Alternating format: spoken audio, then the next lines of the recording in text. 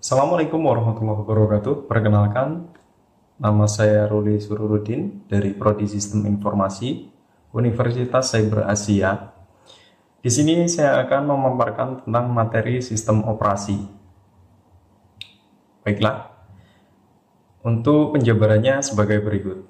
Yang pertama, apa itu sistem operasi? Kemudian, apa itu fungsi dari sistem operasi?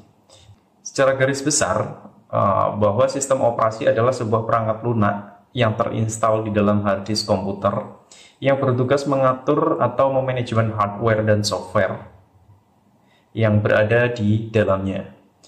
Sistem informasi sendiri sangat diperlukan sebagai perangkat bagi perangkat komputer jika diibaratkan yakni seperti ruh bagi manusia.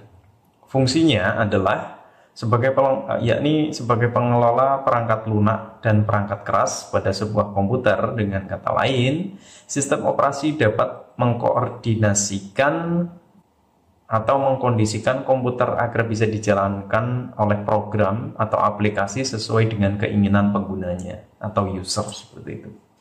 Kemudian yang kedua, apa itu karakteristik dari sistem operasi open source dan closed source?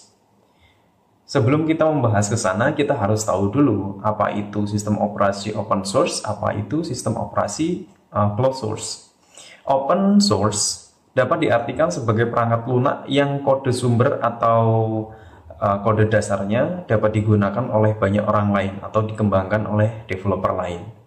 Ya, itu tidak dipungut biaya apapun. Sementara untuk sistem operasi yang closed source merupakan jenis perangkat lunak yang bersifat tertutup atau tidak gratis. Kenapa? Karena di sini kecenderungannya digunakan sebagai untuk tujuan komersil. Misalnya Windows, kemudian iOS. Kalau untuk contoh yang open source itu bisa dikatakan Linux, gitu ya.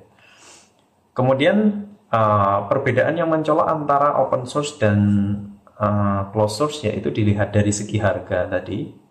Kalau yang open source itu gratis, kalau yang closed source itu berbayar, beli license-nya. Kemudian yang kedua, untuk dukungan atau supportnya, dukungan dari pengembangnya untuk yang open source itu lebih cenderung hampir tidak ada karena diserahkan oleh si penggunanya masing-masing atau orang yang ingin mengembangkan. Kemudian kalau untuk yang closed source itu diberikan secara full karena di sana nanti akan dirilis berbagai macam versi yang hanya ditujukan untuk user dari pengembang. Kemudian kegunaannya keduanya hampir sama.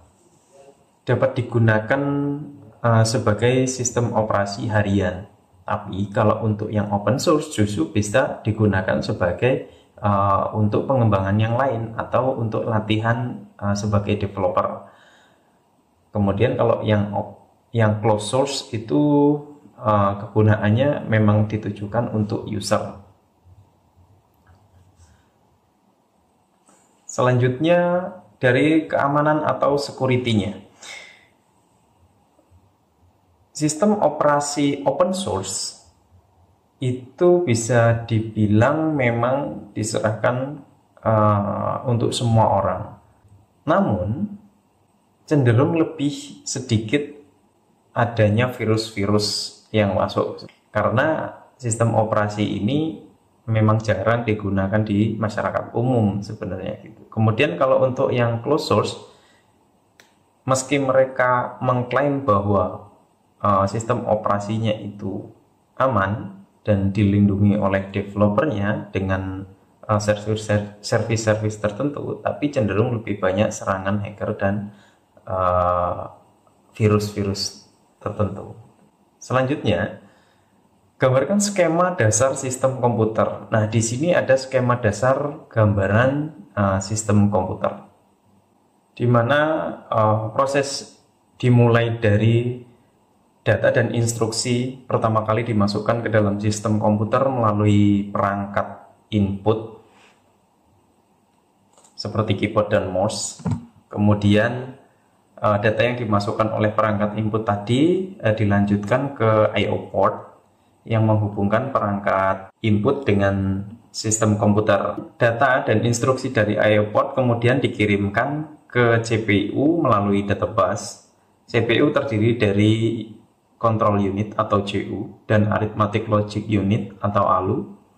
CU mengendalikan aliran data dan instruksi, sementara ALU melakukan operasi aritmatika dan logik.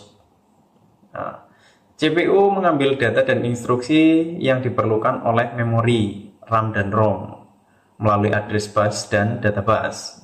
Control bus digunakan untuk mengirimkan sinyal kontrol ke CPU dan memori.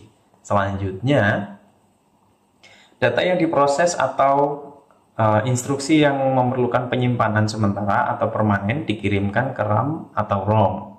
Setelah memori memberikan data yang diperlukan, kemudian CPU memproses data tersebut. Hasil pemrosesan data oleh CPU kemudian dikirim kembali melalui data bus ke I/O port. Dan akhirnya data yang telah diproses ditampilkan menggunakan perangkat output seperti monitor, kemudian printer, kemudian speaker kalau itu bentuknya audio. Berikutnya, jelaskan apa perangkat input, proses, output, dan memori beserta perangkatnya. Pada dasarnya, semua perangkat tersebut merupakan hardware atau perangkat keras komputer dengan fungsi yakni untuk input device itu berguna sebagai perangkat masukan, misalnya keyboard, mouse, kemudian speaker, mic gitu ya. Selanjutnya output device itu berupa perangkat keluaran, misalnya ada speaker, ada printer, ada apalagi monitor, macam-macam. Kemudian proyektor. Selanjutnya ada perangkat pemrosesan, yaitu processing device, digunakan untuk memproses data atau mengolah data. Dan yang terakhir adalah storage device, itu digunakan untuk menyimpan data-data yang telah diinput, kemudian setelah diproses baru bisa disimpan untuk digunakan di kemudian hari. Nah, di sini ada langkah-langkah untuk menginstal Ubuntu 22. Sebelum menginstal Ubuntu 22, ada minimal requirement yang dibutuhkan, yakni RAM berkapasitas 4 GB, disarankan lebih juga boleh.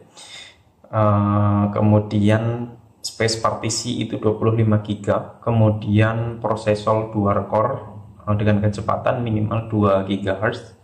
Kemudian media instalasi yang dapat dibuat dengan bootable, yaitu melalui flash disk. Untuk langkah-langkahnya sebagai berikut. Yang pertama, kita dapat menyiapkan file ISO Ubuntu 22.04 kalau di sini saya gunakan, yang didapat dari mengunduh dari websitenya ubuntu.com. Kemudian kita buat bootable-nya menggunakan flash disk. Selanjutnya kita mulai untuk mengatur booting media instalasi melalui flash disk atau bootable tadi. Setelah reboot, kemudian muncullah tampilan DOS ini, kemudian kita pilih try or install Ubuntu. Setelah itu muncul tampilan seperti ini, kita pilih install Ubuntu. Nah, kemudian kita diminta untuk memilih tipe keyboard yang dibutuhkan. Kita gunakan saja yang standar. Kemudian kita lanjutkan dengan continue. Pilih tipe instalasi. Untuk pemilihan tipe instalasi kita disajikan dengan instalasi secara normal dan instalasi tipe minimal. Kalau untuk yang normal, kita nanti akan mendapatkan hasil instalasi Ubuntu dengan beragam aplikasi di dalamnya. Tapi kalau untuk yang minimal, kita akan mendapatkan aplikasi yang standar saja atau minimalis. Tapi dengan keuntungan kita bisa menginstal Ubuntu lebih cepat. Nah, untuk aplikasi-aplikasi lainnya kita bisa install di kemudian waktu, seperti itu. Tapi kalau untuk yang pertama baru menginstal Ubuntu bisa menggunakan yang versi normal saja juga tidak apa-apa. Kemudian setelah itu pilih tipe partisi disk. Di sini juga ada pilihan. Yang pertama, erase disk to install Ubuntu, itu akan menghapus seluruh disk dan akan membuat partisi secara otomatis. Kemudian ada pilihan yang lain, ada something else. Itu membuat skema partisi custom sendiri. Dengan cara kita bisa memilih itu, klik tulisan something else itu. Selanjutnya kita bisa membagi partisi utama. Di sini saya gunakan partisi utamanya sebanyak 30 GB. Dibagi menjadi beberapa bagian. Bagian pertama kita bisa membuat partisi untuk file system sebanyak 2 GB, kemudian 15 GB, kemudian 3 GB, kemudian 2 GB untuk var dan 2 GB untuk swap. Dengan cara kita bisa klik partition table, kita bisa klik new partition table, kemudian klik continue. Setelah itu buat partisi sesuai dengan pembagiannya seperti tadi. Ketika partisinya sudah terbagi menjadi 5 bagian, lalu kita klik install now, itu untuk menginstal Ubuntu-nya. Setelah itu muncul tampilan seperti ini, kita klik continue. Kita tunggu prosesnya hingga menemui pilihan. Kita diminta untuk mengisi lokasi saat ini. Nah, kita berada di Indonesia, isi saja pilih Jakarta dengan pilihan waktu GMT plus 7 jam. Nah, itu. Setelah itu kita membuat username dan computer name beserta passwordnya. Kalau ingin nantinya login tanpa password, ya berarti nggak usah diisi passwordnya. Kemudian continue. Setelah itu tunggu sampai prosesnya selesai, ada tulis seperti ini. Kemudian nanti komputernya akan meminta restart. Nah, baru di situ dianggaplah selesai. Nah, demikianlah penjelasan dari saya untuk materi sistem operasi dan proses instalasi Ubuntu versi 22. Terima kasih. Assalamualaikum warahmatullahi wabarakatuh.